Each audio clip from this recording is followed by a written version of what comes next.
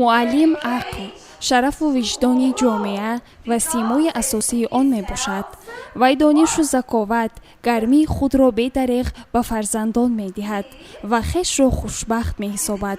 قید کردند پیشوای معظم ملت پرزیدنت جمهوری تاجیکستان محترم امامعلی رحمان. همه ساله از سنه 1 اکتبر تا 5 اکتبر در جمهوری تاجیکستان همچون روز آموزگار تجلیل کرده می شود. با این مناسبت خواستیم نظر چندی از آموزگاران و خوانندگان را عاید این موضوع دانسته باشیم. خوانندگان مؤسسه تحصیلات میانه عمومی رقم 34 در وصف آموزگار همچون رمز احترام و صداقت شعرها و گفتارها قرائت کردند. با روز آموزگاران تمام آموزگاران شهر عزیزمان پنجکند را تبریک و تهنیت گفته بهرشان این شعر را بخشیده باشم. شعر به نام نیکت آموزگار دارم، در انجمن به دستت چون تحفه سپارم، بهر سپاس خاطر دستت همه فشارم، منت پذیرم از تو دایم و روزگارم.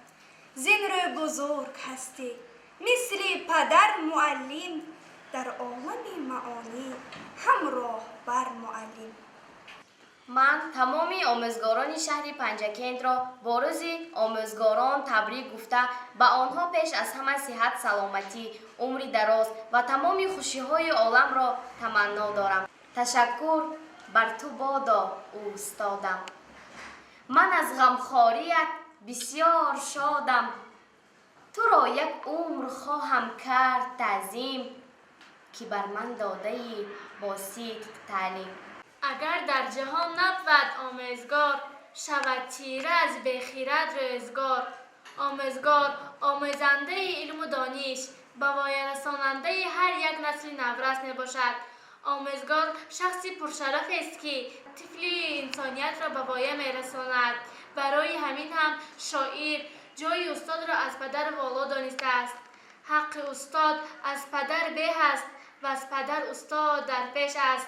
معلم را امروز می توانیم بر روشنگر شام شاگردان تشبیه دهیم. نور گوییم که چشمان شاگردان را روشنی می بخشد، عالم را منور و مشکل همه را آسان می گرداند. سرچشمه همه خوشی ها، آبادی همه محفل ها، بزرگ گردیدن همه شاگردان برکمال محض به آموزگاران وابستگی دارد.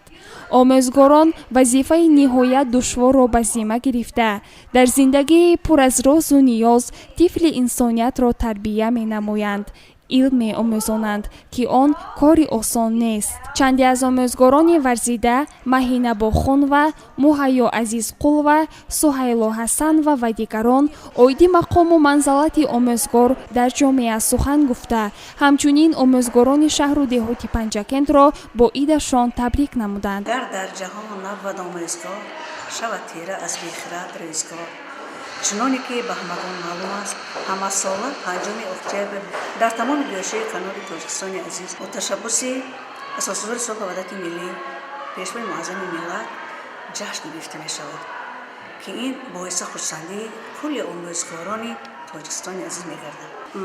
من از آن خواستم که تمام آموزگاران شهر و ناحیه تاجیکستان عزیز برای پیشرفت، برای خوب گذرانیدن کسب خود کوشش به خرج می‌دهم. آن که نازد سروری، زان که باشد پیشه وی از پی پیغمبری.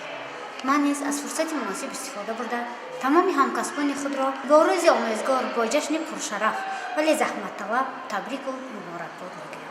و آنها پیش از همه صحت، سلامتی و خانه آباد را تمنا دارم. به این جاده پرشرف و مهنت طلبشان کامیابی ها را تمنا می‌نمایم. جوینده کشاینده اسرار معلم، زحمتکش و پرطاقت و پرکار معلم، دهقان طرب بخش دبستان سعادت، دریا دل و دنیا دل و غمخوار معلم. امروز در تاجیکستان و در جامعه جهانی آموزگار مقام اولین درجه داشته. تمام عالمان، متفکران، شاعران و ادیبان از زیر دست استاد گذشتند. خیلی که شاعر قید کرده بود به معلم زیر گردون معتبر نتوان شدن، ماهینه را رفته رفته چرخ عالم کرد.